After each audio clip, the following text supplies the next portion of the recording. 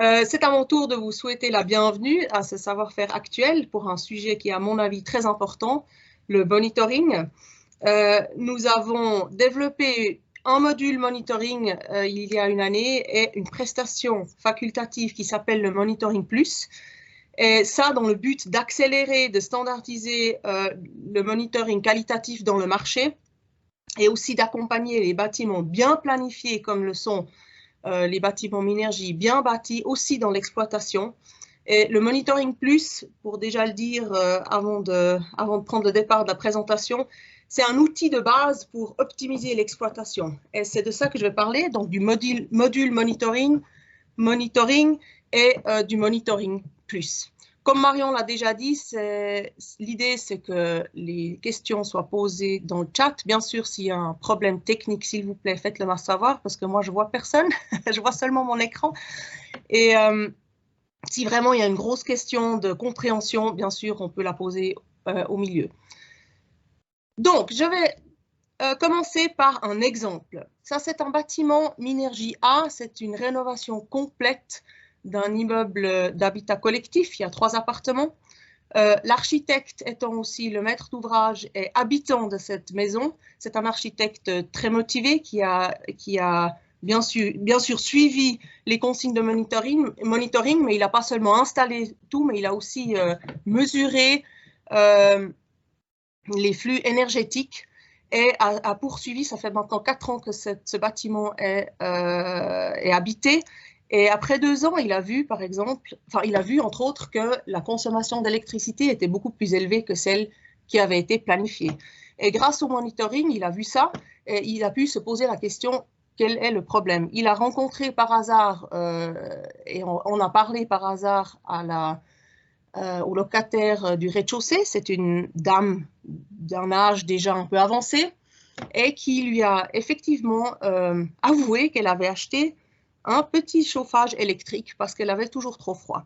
Donc, c'est grâce aux exigences de monitoring que donne Minergie et après au maître d'ouvrage qui a suivi aussi les données mesurées qu'il a pu réaliser que la dame du rez-de-chaussée avait trop froid, qu'elle avait acheté un chauffage électrique. Et bien sûr, ça ne sert pas à grand-chose de faire une maison tellement bien isolée si par la suite on grille l'énergie avec l'électricité. Ici, nous voyons les exigences qu'a Minergie. Elle s'adresse toujours au confort et à l'efficacité énergétique. Et bien sûr, le monitoring s'aligne dans la lignée de ces exigences et s'adresse pour l'instant principalement à l'efficacité énergétique. Les exigences qu'on a déjà depuis 2017, c'est l'obligation d'un monitoring pour les bâtiments au-delà de 2000 m² de surface de référence énergétique et tous les bâtiments Minergie A qui doivent aussi mettre en œuvre un monitoring pour les plus petits bâtiments, mais surtout pour l'énergie primaire. Enfin, pour l'énergie utilisée, c'est-à-dire surtout pour quand on a une pompe à chaleur, tout ce qui est électricité. Le monitoring, c'est en fait comme un pont entre la planification et l'exploitation. C'est pour ça qu'on peut le visionner comme ça, le visualiser comme ça. Nous avons 2 éléments qui permettent de faire ce pont, et c'est ce dont je vais parler aujourd'hui. D'un côté, c'est le module monitoring qui est important lors de la planification. En tant que planificateur, on peut choisir ce module et se simplifier la vie. Et d'un autre côté, comme option facultative, le Monitoring Plus qui compare les mesures planifiées et mesurées. Si ces données mesurées et planifiées divergent beaucoup, c'est la base pour une optimisation d'exploitation. Et c'est pour ça qu'ensuite, on peut aussi faire une optimisation d'exploitation, par exemple, avec Minergie, mais bien sûr aussi avec d'autres produits, avec d'autres experts énergétiques.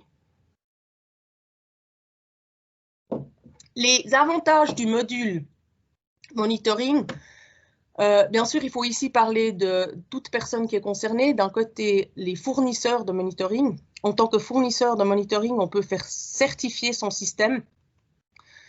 certifié par Minergie, ça lui permet d'avoir un accès au marché parce que nous avons environ 800 bâtiments par an qui doivent avoir un monitoring. Et dans un deuxième plan, le fournisseur a un service supplémentaire à offrir à ses clients, le Monitoring Plus. Et bien sûr, on a une collaboration avec tous les fournisseurs qui sont certifiés. Ils peuvent notamment, ils sont qualifiés Minergie et peuvent aussi le déclarer en tant que tel avec notre marque. Pour l'instant, ça fait une année qu'on a ce module déjà en ligne, enfin sur le marché. Et on a déjà 7 fournisseurs de monitoring qui sont certifiés. Et je peux dire que la collaboration est très bonne parce que bien sûr, nous, on s'échange aussi sur quelles sont des exigences importantes, quelles sont peut-être les choses à développer, etc. Pour les planificateurs, l'avantage principal, c'est que ça leur rend la vie plus facile. Au lieu de faire un concept de monitoring, au-delà du tout le reste qu'il faut faire pour un bâtiment, pour la rénovation ou la planification d'un bâtiment neuf, pour le monitoring, on peut tout simplement dire, je prends un module, je prends un fournisseur qui est certifié, et puis c'est celui il saura que ce fournisseur sait ce que Minergie veut et veille à ce que la qualité soit assez haute. Les fournisseurs qualifiés ne savent pas non seulement ce que Minergie exige, mais souvent, ou presque toujours, enfin, on a une exigence minimale par rapport à ce qu'ils offrent aussi dans l'exploitation, c'est-à-dire il y a un suivi dans l'exploitation pour comparer justement toutes ces données et pour faire une analyse des données pour ensuite peut-être découvrir quelque chose qui est mal installé ou quelque chose qui est mal réglé tout simplement. Pour le propriétaire, si on utilise un module monitoring, on est sûr que c'est une réalisation professionnelle et pas que quelqu'un qui fait ça pour la première fois. Et on peut au moins avoir une visualisation automatisée grâce au Monitoring Plus. Ça, c'est le minimum qu'on a. On a des fournisseurs qui, par exemple, font tout sur place et les données sont directement envoyées à Minergie.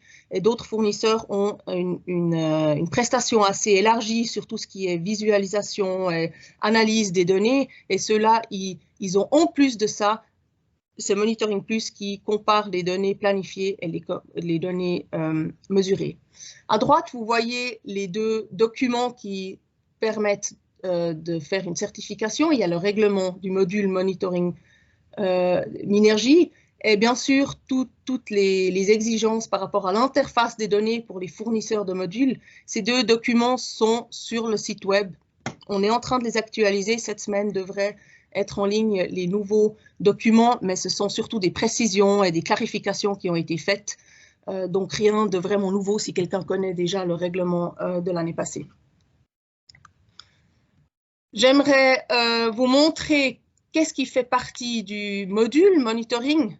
Ici, vous voyez la ligne qui engendre tout ce que doit contenir un module. D'un côté, il doit pouvoir donner accès à ces points de données. Ça veut dire qu'il n'y a pas besoin de exactement mesurer ces points-là, mais nous, on doit avoir accès à ces points de données pour faire ensuite l'analyse des données. Donc, d'un côté, tout ce que le Monitoring Light, ça c'est pour les petites maisons Minergie A, ont besoin, ou le standard, ce seront tous les points de données, en plus de toutes les informations sur la consommation électrique, ce seront aussi les informations sur l'énergie pour le chauffage et l'énergie pour l'eau chaude. Ça, c'est la première chose que nous, on certifie. Est-ce qu'un fournisseur de monitoring est capable de nous fournir ces informations-là? Le deuxième élément, c'est la sauvegarde des données et l'interface. Comment est-ce qu'eux gèrent la donnée? Et le troisième élément, c'est le procès verbal, l'édition des données qui doit être aussi garantie, que ce soit sur place ou sur Internet, par cloud, par Internet, ça c'est ouvert, mais il doit y avoir une édition des données, une visualisation qui est faite pour le propriétaire de la maison ou l'exploitant.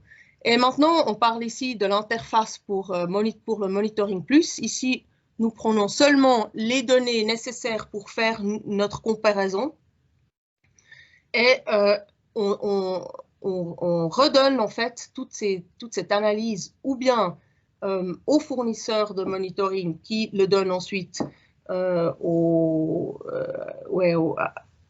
propriétaire ou à l'exploitant du bâtiment, ou alors on peut voir le Monitoring Plus sur notre base de données, la MOP que vous connaissez sûrement. Ici, vous voyez un exemple de visualisation du Monitoring Plus. On a mis ça sur pied l'année passée. Il y a encore des petits détails qu'on va améliorer. Ça, c'est juste un exemple. Vous verrez ici à gauche toujours la comparaison entre la valeur planifiée et la valeur mesurée. Pourquoi est-ce qu'il y a une étoile ici à la valeur planifiée? C'est parce que, bien sûr, nous corrigeons d'une certaine manière les valeurs planifiées dans le sens où il faut adapter en fonction du climat ou en fonction de l'occupation, de la température ambiante, etc. Je vais vous montrer ça dans le slide d'après, comment est-ce que nous faisons ça. Ensuite, il y a les chiffres, enfin les données pures et dures, et un petit texte explicatif, qu'est-ce qui serait bien de faire. On essaye de visualiser avec ces couleurs que vous voyez ici à gauche si vous êtes dans un domaine, si les valeurs mesurées sont dans un domaine acceptable ou pas. Ici, par exemple, il s'agit de la production électrique totale. Si les valeurs mesurées sont trop basses, elles tombent dans le domaine rouge, ce qui veut dire que quelque chose ne fonctionne pas comme il faudrait. Dans le domaine orange, c'est peut-être un été pas très avantageux qui a eu lieu. Ça, c'est le cas ici en 2021. Et si on part ici dans le domaine vert, eh ben, c'est peut-être mieux que ce qu'on aurait pu espérer. Dans le cas de la production photovoltaïque, c'est surtout justement les jours de soleil qui comptent ici. Et dans le domaine bleu, ça devient une zone qui est peut-être techniquement pas vraiment réaliste, où il faudrait peut-être voir si, par exemple, les données sont soumises de bonne manière ou s'il y a un problème dans la transaction des données. Tout à gauche, vous aurez toujours la comparaison des années, ce qui va, après quelques années, aussi donner des indices où est-ce qu'il y a des problèmes ou des déviations de l'état de départ. Ici, vous voyez, ça c'est toujours le bâtiment que je vous ai montré à Wettingen. L'année 2019, c'était l'année où on a mis en œuvre, on a commencé à habiter dans ce bâtiment. Et cette année-là, il y a eu un algorithme qui a corrigé les données parce que l'installation photovoltaïque n'était pas encore mise en œuvre. Je crois qu'elle a été mise en œuvre en mois de juin. Donc, il y a eu quelques mois qui ont manqué. Donc, ce n'est pas représentatif. Mais ici, on voit, par exemple, l'année 2020 a produit beaucoup plus d'électricité. Enfin, l'installation photovoltaïque a produit beaucoup plus d'électricité que dans l'année 2021. Ici aussi, si ce serait l'inverse, on pourrait se poser la question, l'année 2021 ayant été une année vraiment mauvaise au niveau du temps, en été, ce ne serait pas normal. Où est-ce qu'on en est avec tout ce projet? Il y a justement 7 fournisseurs de monitoring qui sont certifiés. Il y a 108 bâtiments qui ont été certifiés avec l'aide d'un module monitoring. C'est vraiment un résultat qui nous montre que la demande est là. 57 de ces 108 bâtiments ont choisi l'option Monitoring Plus. Bien sûr, il faut qu'on attende que les bâtiments soient construits et soient habités pour pouvoir vraiment faire l'analyse de ces données. Pour l'instant, nous avons 6 bâtiments qui ont été connectés à la banque de données Minergie, donc, où on peut faire cette visualisation, cette analyse Monitoring Plus.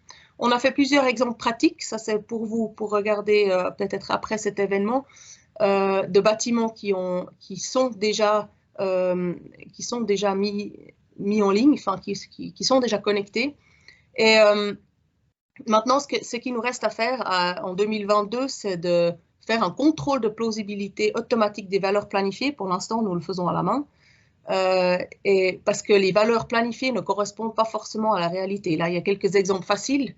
Par exemple, les normes partent du principe que la température ambiante dans une maison d'habitat est de 20 degrés et presque personne presque personne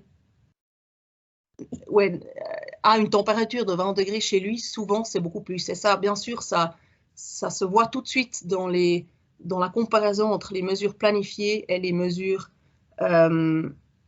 et les dates, enfin les données planifiées et les données mesurées. Juste un petit excurs, on dit en allemand. Beaucoup de gens nous ont dit, mais si vous faites ça, vous allez vous mettre dans une situation très difficile parce qu'il y a ce sujet du performance gap où les valeurs réelles ne correspondent jamais aux valeurs planifiées. Et on est très conscient de cette histoire. On part du principe, premièrement, qu'on veut savoir où sont les différences, qu'on veut aussi qu'on veut se mettre à ce défi et de plutôt savoir à quel point les valeurs planifiées sont peut-être pas vraiment réalistes. Et on est aussi très conscient du fait que les maisons Minergie ont un performance gap qui est bien plus faible en valeur absolue que d'autres maisons et que dans ce sens-là, on n'est pas, c'est pas à nous de fermer les yeux et de pas essayer d'optimiser aussi l'exploitation. Ici, il y a aussi un lien, quand Marion Bissic vous enverra les slides, vous pourrez aller voir plus en détail de toutes ces données et voir tous les arguments et ce qu'on a déjà fait à ce sujet. C'est ce qu'on est en train de faire, le contrôle de plausibilité. C'est un premier projet ici. Bien sûr, on aimerait adapter les données climatiques réelles, donc à chaque année adapter, automatiser aux données climatiques réelles. Ça, c'est presque le plus facile, je dirais. Ensuite, le deuxième point, c'est qu'on aimerait donner la possibilité aux propriétaires, à l'exploitant, de déterminer la valeur planifiée réelle. Par exemple, est-ce que les appartements étaient occupés ou inoccupés? Quelle est la température moyenne d'une pièce dans les appartements? Est-ce que les fenêtres sont souvent ouvertes ou pas? Comment sont gérés les stores? Bien sûr, il y a aussi une grosse différence entre les types de logements, les logements sociaux, les appartements copropriété ou les appartements de haute gamme. Suivant les cas, il y a souvent beaucoup plus, par exemple, de consommation d'électricité. Et bien sûr, le nombre de bâtiments, de personnes dans le bâtiment est aussi très important, surtout pour la consommation d'eau chaude. Ce que nous avons aussi remarqué dans beaucoup de projets, c'est que l'installation de photovoltaïque ne correspond souvent pas à la dimension donnée. Donc ça donne des erreurs dans la comparaison entre les données planifiées et les données mesurées de l'installation photovoltaïque. Et bien sûr, comment est gérée l'électricité solaire du toit? Est-ce qu'une optimisation de la consommation propre est-elle effectuée? Ça, on verra encore plus tard dans l'exemple de Wettingen que ça peut donner des drôles de résultats. J'aimerais maintenant passer à peut-être petite pause. Est-ce que quelqu'un a une question à poser qui est une question de compréhension sur cette première partie théorique? Il y avait une question, Sabine, dans le chat. Je n'ai pas voulu t'interrompre. Monsieur Flumet qui demande sur la page 7 de la présentation, le bloc électrique comporte l'entier de la production totale d'électricité, y compris les ampoules, frigo, etc. et ce par appartement ou pour le bâtiment global? Je propose que je réponde à cette question plus tard parce que je vais montrer des schémas qui vont donner beaucoup plus d'informations. Très bien. Sinon, non, il n'y a pas d'autres questions. Merci. Alors, je passe directement au schéma dans ce cas-là. Je vais un peu montrer comment comment est la démarche pour passer du concept monitoring au module et au monitoring plus, en revenant à la fin sur l'analyse du bâtiment de Wettingen. Vous voyez ici un schéma, je dirais, surcomplet de monitoring. Nous avons fait un schéma, il est aussi dans le règlement. On peut travailler avec ce schéma pour voir ce que Minergie demande comme points de données, mais ici, on a toutes les options imaginables qui sont dessus. Vous voyez à gauche, installation PV, bon ça, les maisons Minergie l'ont, mais après, il y a toutes les sortes de chauffage qui sont mentionnées ici, et bien sûr, on peut tout de suite biffer. Si on n'a pas de combustible, par exemple à pellet, ou si on n'a pas de couplage chaleur-force, ou de chauffage à distance, ou d'énergie solaire thermique, toutes les parties, tous ces points de données ici sont déjà obsolètes. Et ensuite, ça c'est tout ce qui est chaleur. À gauche, à droite, en bleu, c'est tout ce qui est électricité. Alors après, c'est la question, est-ce que le bâtiment est chauffé avec une pompe à chaleur? Est-ce qu'il y a un corps de chauffe au-delà? Est-ce qu'il y a un système de réfrigération? Est-ce qu'il y a de la mobilité électrique? Et ça nous permet ensuite de voir quels sont les points de données qu'il faut respecter pour respecter les exigences Minergie. Maintenant, pour en revenir à la question, on sépare donc tout ce qui est chaleur pour l'eau chaude et le chauffage, tout ce qui est aussi réfrigération, mobilité électrique du reste du bâtiment. Donc, tout ce qui est électricité générale, ça doit être un point de données séparé. Et ensuite, on sépare plus que la catégorie des bâtiments. Ce qu'on ne va pas faire, c'est d'aller dans les appartements pour des raisons de protection de données. Et donc, nous aimerions faire un monitoring seulement sur l'ensemble du bâtiment et pas sur chaque personne habitant dans ce bâtiment ou chaque famille. C'est pour ça qu'on regroupe tous les logements dans une catégorie. La raison pour laquelle on sépare les catégories, c'est si on a une catégorie qui n'est pas habitat, on sépare cette catégorie pour faire l'analyse des données. Le monitoring plus, donc le module, on peut l'utiliser pour tout style d'appartement, tout style de bâtiment, mais le module, le monitoring plus est faisable seulement pour les bâtiments d'habitation. On est totalement ouvert à élargir cette prestation, mais pour l'instant, on aimerait d'abord bien faire les choses dans les bâtiments d'habitation avant d'offrir cela aussi pour les autres catégories de bâtiments. J'espère que ça a répondu à la question. Donc, en fait, tout ce qui est lumière et appareil seront dans cette... Oui, OK, il a répondu. Seront dans cette base de données-là. Et bon, l'électricité générale, c'est assez bien défini ce que c'est. On voit ici, donc, le schéma, par exemple, du bâtiment que je vous ai montré avant. Ça devient nettement plus facile ou nettement plus simple quand on parle d'un bâtiment. Ici, tous les postes qui n'ont pas lieu ont été biffés. Il reste l'installation, photovoltaïque, la pompe à chaleur, bloc électrique, logement, électricité générale. Et bien sûr, les systèmes de distribution de chaleur qui, dans ce cas-là, ont été mesurés aussi, alors qu'ils n'auraient même pas dû, d'après Minergie. Mais comme je l'ai déjà dit, c'est un architecte, un maître d'ouvrage très motivé et très avant-gardiste. C'est pour ça qu'il nous donne aussi l'autorisation de parler de son bâtiment et de ses histoires. Une fois ce schéma fait, on peut se poser la question avec qui est-ce que je vais travailler dans le cas où on travaille avec un module. Bien sûr, on peut toujours faire sa propre conception. Si on connaît quelqu'un qui n'est pas certifié ou un fournisseur qui n'est pas certifié, tout est possible. Mais ici, on a un choix de fournisseurs certifiés qui savent très bien ce que Minergie veut. Il y a ces 7 fournisseurs qui sont sur le site web. On peut aussi directement prendre contact avec eux et leur demander une offre, par exemple. Très souvent, les gens me demandent mais combien ça coûte.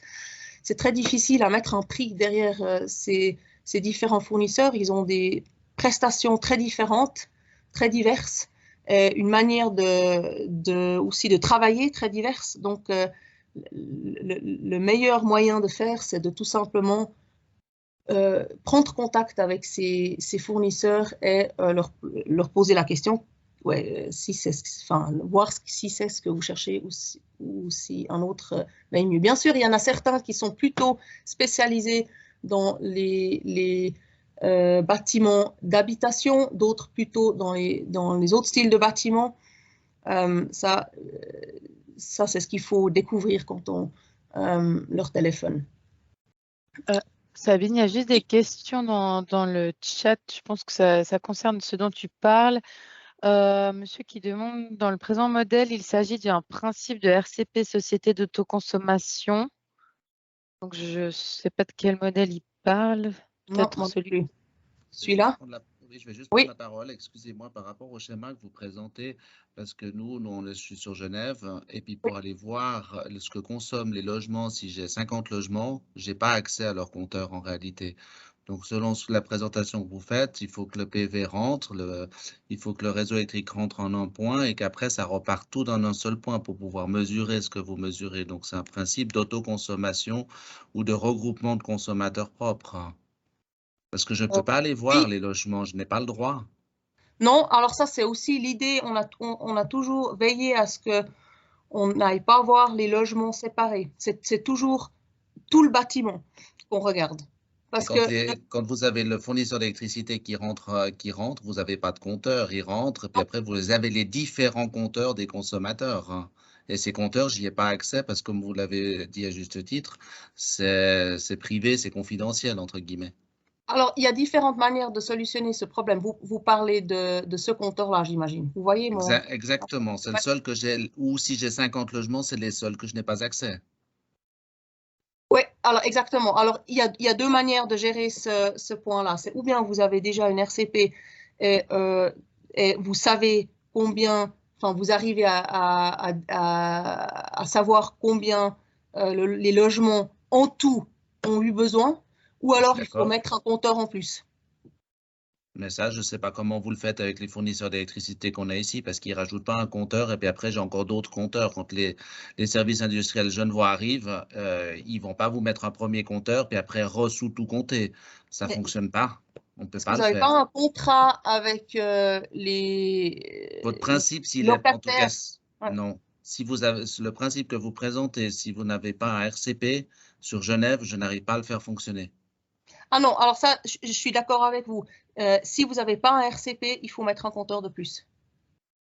Mais je ne peux pas le mettre. Les services industriels genevois, quand ils arrivent à l'entrée du bâtiment, ils ne vous mettent pas un compteur et Non, après ils remettent encore des compteurs pour les locataires. Ils ne le font pas.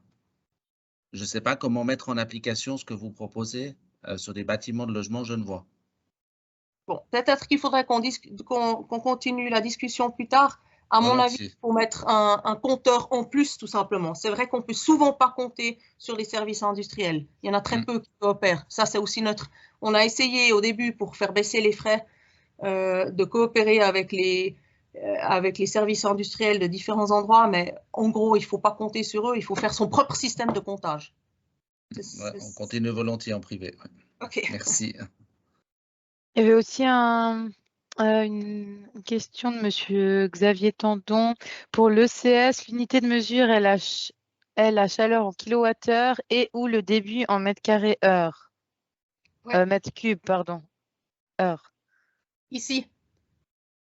Peut-être Monsieur Tandon, si vous voulez prendre la parole pour préciser Ouais, la ou je me demande question. si c'est je préférerais peut-être presque finir et puis ensuite on peut. D'accord. Comme ça, les gens. Parce que ça, c'est à mon avis, Oui, c'est un Oui, détail oui. important, mais c'est très technique. Ouais. c'est juste entre ce schéma-là et puis le schéma que vous avez présenté juste avant, où il y avait une différence. Je Ah, sais pas si. ici, dans Oui. l'eau chaude sanitaire. Ouais. Ouais, là, il y a Est-ce que... deux manières de s'y prendre. D'accord. C'est Mais soit ça l'une, va. soit l'autre. Oui, c'est soit l'une, soit l'autre, exactement. Et D'accord. c'est une question de prix. On a toujours essayé de chercher la solution la moins coûteuse et qui est quand même qualitativement encore celle qui est faisable. D'accord. Merci.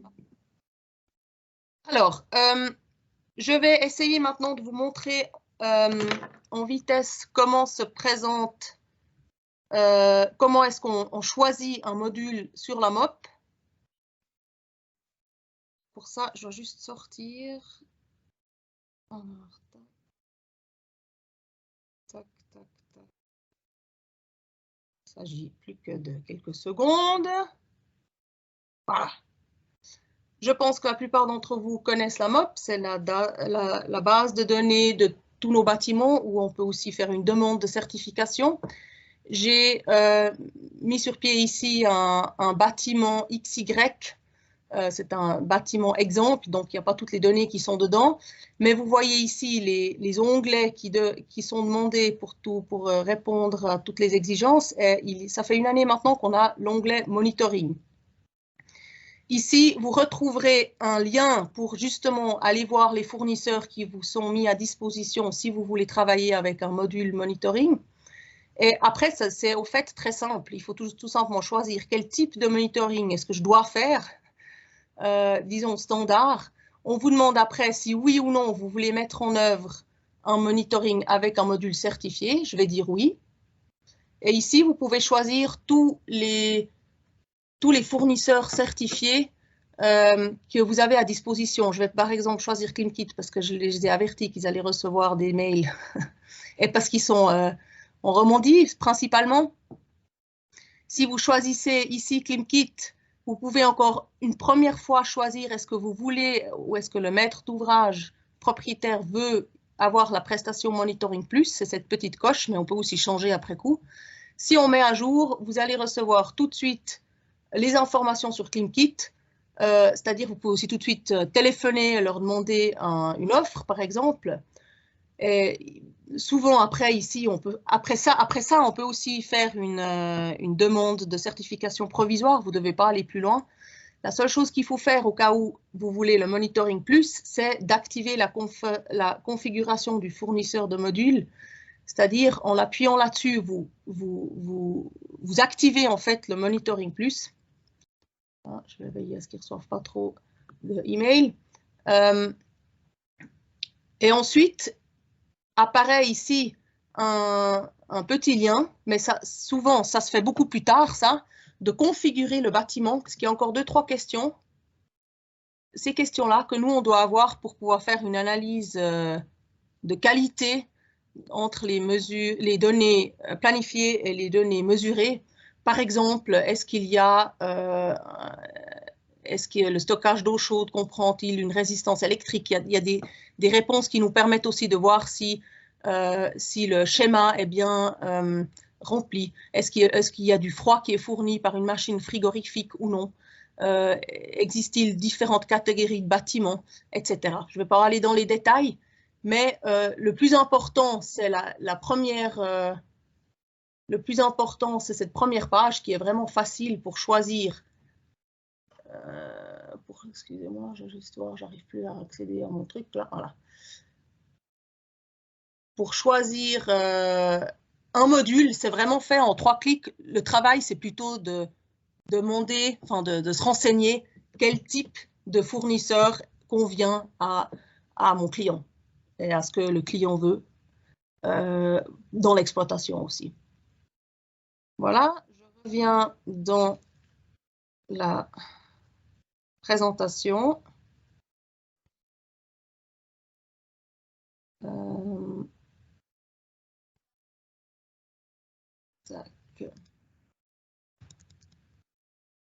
Ah non, maintenant il faut que je revienne. Hein. Vous ne voyez pas encore ma présentation là.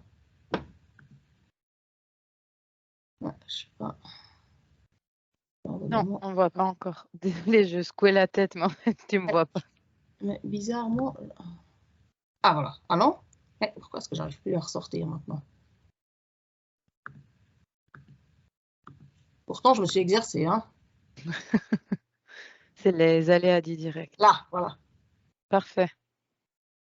Dans les slides, vous avez ces explications que je viens de vous montrer. Et après, si vous avez justement choisi le Monitoring Plus, on va entrer... Ah, en fait, j'aurais pu y aller tout de suite. Je réalise maintenant. Après, vous pouvez aussi sur la MOP ou alors par rapport à... ou alors par le fournisseur de monitoring, aller voir le résultat du Monitoring Plus. Maintenant, je vais à nouveau changer de... Tac. Voilà. Et le résultat du Monitoring Plus à cet aspect-là, vous avez ici tous les résultats, enfin toutes les analyses. Ici, vous avez une vue d'ensemble de ce qui a été analysé. Vous avez l'indice Minergie, tout ce qui est sur la consommation, donc la consommation totale électrique, etc., et le côté de la production. Et si vous allez plus bas, vous voyez ici ces analyses que je vous ai déjà montrées avant. Ça, c'est de nouveau le bâtiment à Wettingen. Il y a des choses intéressantes qui peuvent être observées. Ici, on est assez dans le mille, pas de souci à se faire. Le COP aussi, donc la pompe à chaleur fonctionne bien. Consommation électrique de la pompe à chaleur aussi. Par contre, alors, par exemple, la production électrique d'eau chaude est beaucoup plus élevée. Ça, c'est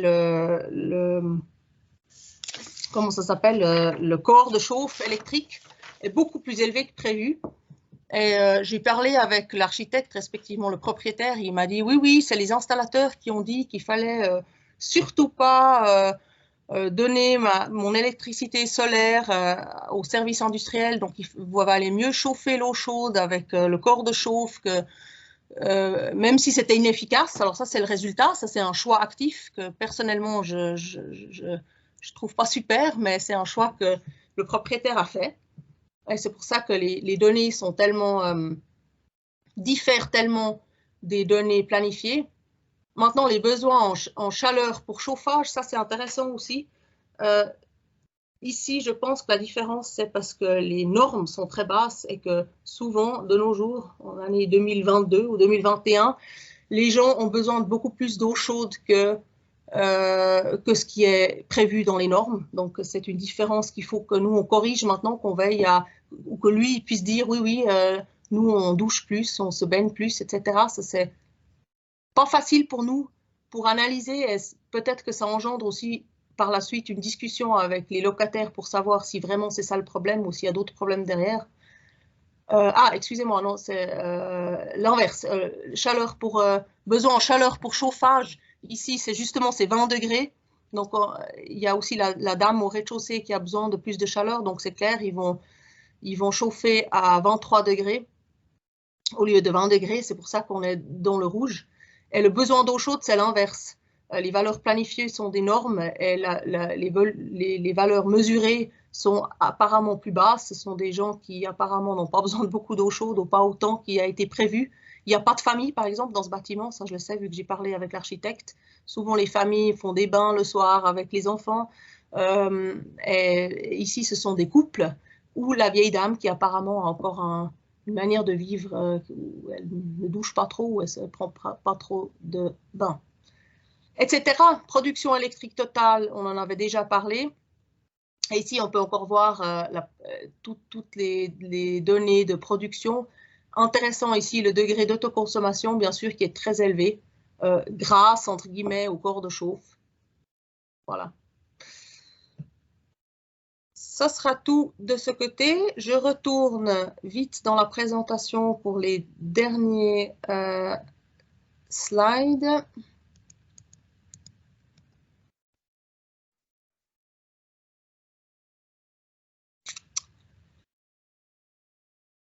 Ce sera tout pour le Monitoring Plus. J'ai encore une chose à vous dire avant de redonner le mot à Marion et de passer aux questions.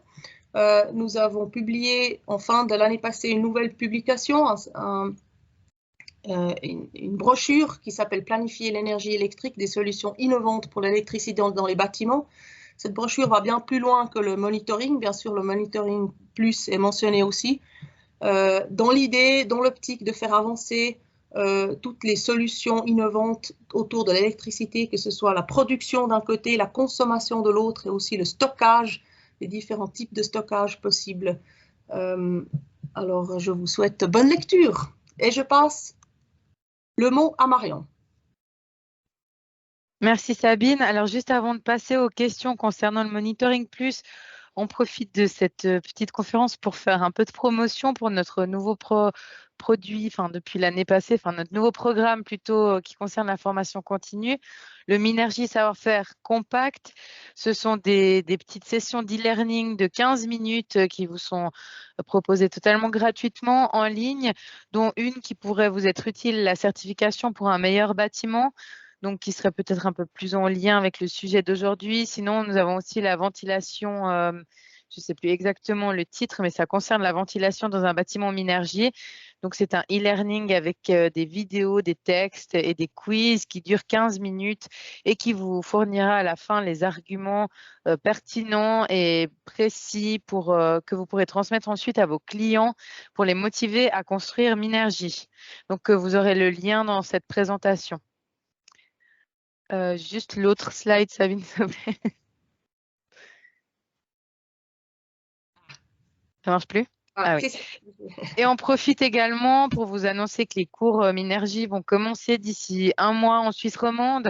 Donc, pour compléter cette conférence, vous avez le monitoring énergétique le 19 mai de 13h30 à 17h30 à Lausanne avec Marion Camelin qui est avec nous aujourd'hui, qu'on salue d'ailleurs. Donc, n'hésitez pas si ça vous intéresse, si vous voulez compléter cette formation, à vous y inscrire.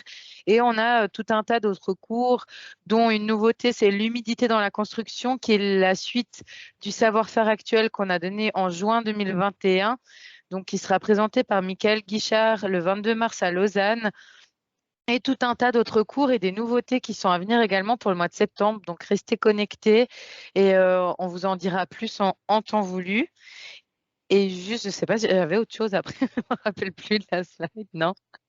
Je crois pas, mais juste pour vous informer que dans le mail, on vous enverra les slides présentés aujourd'hui, donc avec tous les liens, ainsi qu'une copie PDF de la brochure dont vous a parlé Sabine, et voilà, le lien pour le savoir-faire compact. Donc vraiment, n'hésitez pas, c'est très rapide, très intéressant, et on a pris beaucoup de plaisir à mettre en place ces nouveaux formats de savoir. Donc maintenant, je vous propose qu'on passe aux questions. Sabine, toi, tu as vu sur le chat?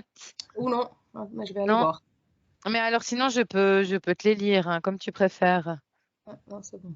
Alors, si vous avez des questions, si vous voulez prendre la parole également, c'est possible aussi. J'ai pas de nouvelles questions. Est-ce que les questions qui sont dans le chat, on pas en de a nouvelles déjà parlé? On a envie une question. Oui, allez-y, monsieur Tendon. Oui, merci. Est-ce que c'est possible de faire le lien avec la labellisation Minergie Performance? Ça parle aussi de monitoring. En allemand, on dirait Jein. Oui, bien sûr. Dans le sens où si on a un monitoring fait avec un module, on sait quelle base de données on a, enfin quelles données on a déjà à disposition. Et ça sera beaucoup plus facile de faire en performance. C'est aussi ça l'idée que les performance by Minergie et Energo ne soient pas refaits dès le départ, mais qu'on ait toute la base des données. Par exemple, une chose qu'on demande aux fournisseurs de monitoring certifiés, c'est qu'ils puissent mettre à disposition pas seulement les points de données dont j'ai parlé aujourd'hui, mais toutes les données dans un file séparé pour qu'on puisse analyser les données directement. Est-ce que j'ai répondu à la question?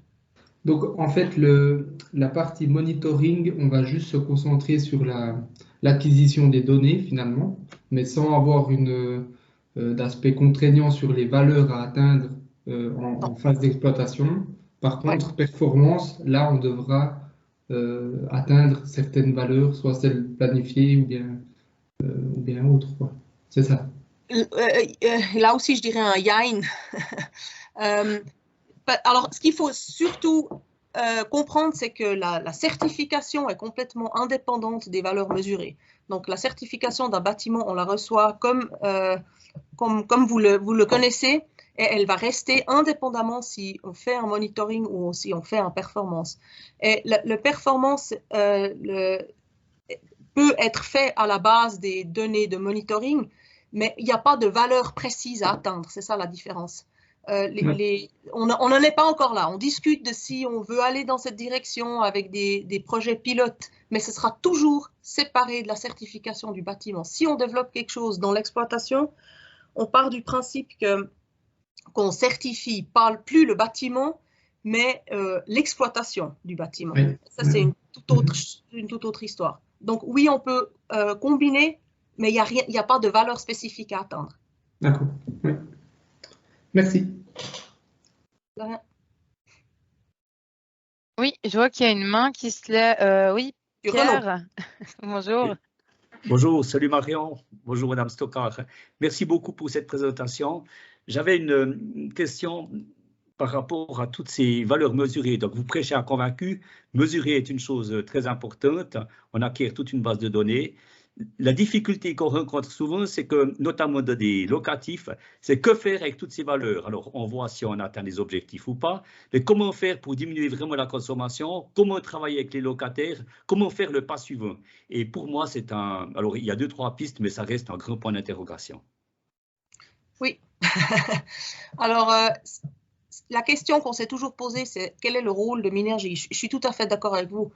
Et je pense que le premier rôle de Minergie, c'est de veiller à ce que le bâtiment fonctionne bien.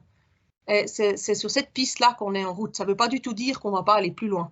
Mais on essaye de donner un outil facile, donc le Monitoring Plus, pour les exploitants, pour dire, mais là, il y a un truc qui cloche. Alors après, il faut savoir, est-ce que c'est les installations techniques qui clochent ou est-ce que ce sont les locataires qui devraient changer aussi leur manière de vivre?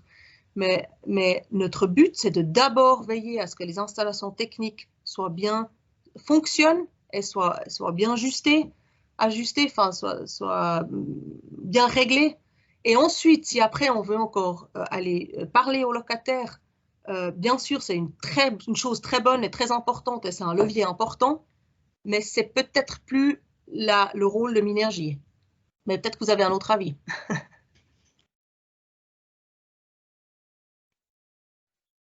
Oui, Madame Loisel. Ah, je ne sais pas, Pierre, c'était tout bon pour ta question? Oui, je vous remercie pour cette réponse. Je vois qu'il y a encore du pain sur la planche pour cette partie-là. Et je pense que, effectivement, vous entrez dans un domaine qui est passionnant, qui est important. Mais l'étape suivante, elle sera aussi importante à franchir. Moi, je suis très motivée de continuer. Madame Loisel, vous avez une question également? Oui, tout à fait. Bonjour à tous. Je ne sais pas si vous m'entendez correctement. Très bien. Alors, à titre personnel, je n'ai jamais fait de monitoring ou de monitoring plus. Donc, d'où ma question. En fait, j'ai l'impression des discussions, des discussions des différentes personnes que ce qui pose problème pour le moment, c'est surtout de pouvoir bien mesurer toutes les données dont on a besoin. Et donc,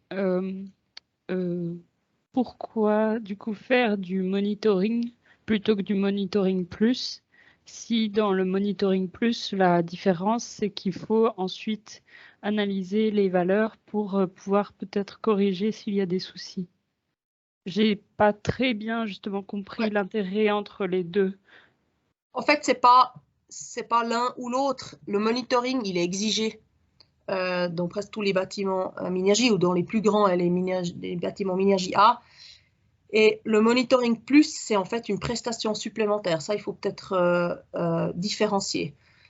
Mais par contre, nos exigences dans le monitoring de base sont assez larges dans le sens où nous, on ne va plus regarder pendant l'exploitation qu'est-ce qu'ils font avec ces données. Par contre, avec le monitoring plus, ça donne une manière très simple d'avoir 2-3 indications si l'exploitation est bien faite. Alors, le défi, et ça je crois que vous l'avez senti, c'est qu'en fait, il faudrait tout mesurer, mais après, on a tellement de bases de données, on ne sait pas quoi faire avec et on s'y perd. Et puis, le risque, c'est qu'on fasse rien, même qu'on ait tout mesuré. Alors, notre but, c'est de trouver le juste chemin, de dire mesurer les choses principales et on vous donne une analyse un peu pragmatique, c'est le monitoring plus, et ça vous donne une base. Mais bien sûr qu'on pourrait faire beaucoup plus. Et que la plupart des fournisseurs de monitoring mesurent les données énergétiques de manière plus détaillée, mais ils ne font pas de benchmarking. Ça veut dire qu'ils ne disent pas le bâtiment est beaucoup trop haut par rapport à la valeur planifiée. Ils disent surtout, voilà, l'année 2021, vous avez consommé un peu plus d'énergie que l'année 2020, mais on ne sait pas très bien où est-ce qu'on se trouve. Donc, le monitoring plus est une prestation supplémentaire pour donner une orientation aussi. Est-ce que je ne suis pas sûre d'avoir répondu exactement à la question. Si, du coup, c'est beaucoup plus clair en le voyant comme ça, une prestation supplémentaire pour... Enfin, du coup, je continue à prendre la parole, mais est-ce que vraiment les coûts que ça implique valent l'investissement qu'on peut gagner s'il y a à détecter s'il y a un problème sur les installations techniques du bâtiment, ou est-ce que pour l'instant c'est quand même assez coûteux et c'est des architectes, comme on a vu sur l'autre projet, qui sont très motivés, qui vont le faire, ou il y a un réel intérêt au niveau du coût? Alors, plus le bâtiment est grand et complexe, et plus il y a des énergies suite à des processus industriels. Toute façon, ça devient presque normal de faire du monitoring. Les bâtiments qui ont de l'automation, enfin, qui ont beaucoup de choses automatisées. Olivier, comment on dit effectivement, des automatisations de processus industriels, quoi. De Voilà. la domotique. Ils font de toute façon, par leur propre intérêt, ou beaucoup plus rapidement un monitoring. Là où il y a un gap, où il y a quelque chose qui manque, ce sont justement surtout les bâtiments d'habitat. Et peut-être des bâtiments d'habitat, des bâtiments qui ont aussi autre chose que de l'habitation, mais en tout cas, pas un truc purement industriel. Et on pense que ça vaut la peine si on arrive justement à standardiser le marché pour que les prix baissent. Et ça fait 3 ans ou 4 ans que je suis sur le projet et j'ai l'impression que ça a déjà eu lieu. Quand j'ai commencé, on parlait pour une unité d'habitation de 5 000 francs de coût d'installation. Et maintenant, il y a Neovac et Solar Manager, ce sont 2 fournisseurs qui se mettent ensemble et qui proposent des installations. Ils parlent entre 1000 et 2000 francs pour une unité. Donc, ce processus est en route et on a déjà des cas où ça a valu la peine de mesurer, effectivement, aussi au niveau prix. Mais bien sûr, pour que ça vaille la peine, il faut corriger une erreur, disons. Si on fait tout juste du premier coup et puis que de toute façon, on n'a pas d'erreur dans le fonctionnement, eh ben, on a installé quelque chose pour savoir qu'on n'a pas fait d'erreur, mais on ne peut pas corriger le tir. Enfin, il n'y a rien à... Il n'y a pas d'énergie gaspillée qu'on pourrait économiser aussi au niveau finance. Oui, ok, très bien, merci beaucoup.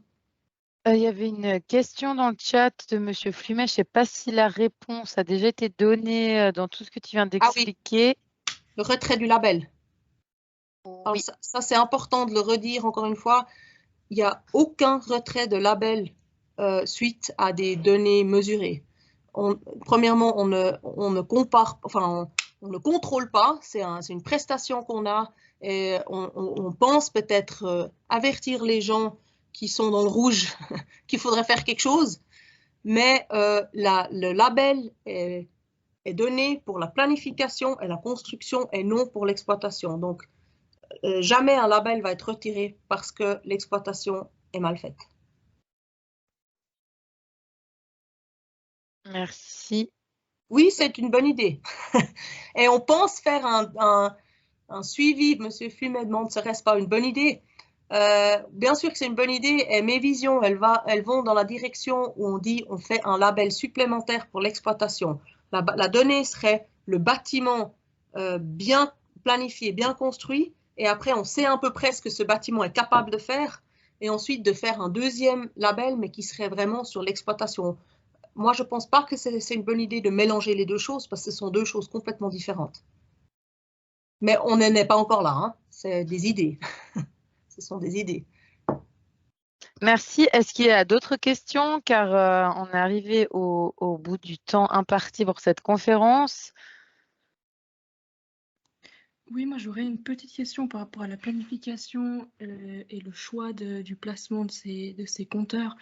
Dans un des schémas, on a vu qu'au niveau de la chaleur, les compteurs étaient placés après la distribution.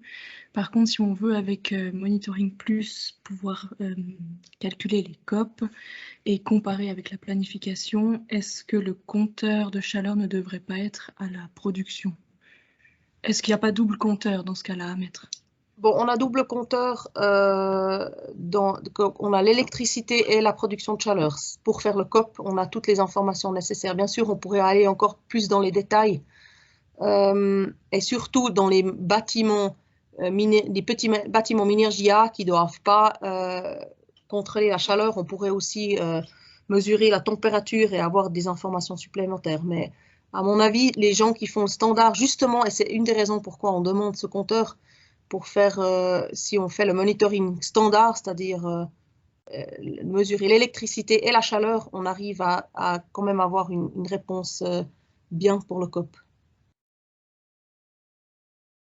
D'accord, parce que moi, il me semble que c'est un peu embêtant au niveau des pertes. Si on a un compteur uniquement à la distribution, on va avoir des pertes qui vont influencer le COP et donc on va avoir une comparaison avec la planification qui sera peut-être faussée. Mais vous parlez des pertes entre entre la production et la distribution. Ouais. Bah, on peut toujours aller plus dans les détails. Enfin, ça. Après, de toute façon, on peut toujours faire plus. Nous, on essaye vraiment de faire le minimum nécessaire pour une qualité minimale, enfin pas minimale, mais pour une qualité satisfaisante. Et dans le monitoring, on a déjà biffé des idées parce que chaque compteur, et surtout des compteurs de chaleur, c'est quand même un investissement. Donc, on essaye d'avoir le maximum d'informations avec le minimum de coûts. Et si je parle avec des gens qui sont dans l'exploitation, enfin qui font de l'optimisation de l'exploitation, ils disent toujours, mais eux, ils ont encore beaucoup moins et ils doivent se débrouiller avec beaucoup moins de données.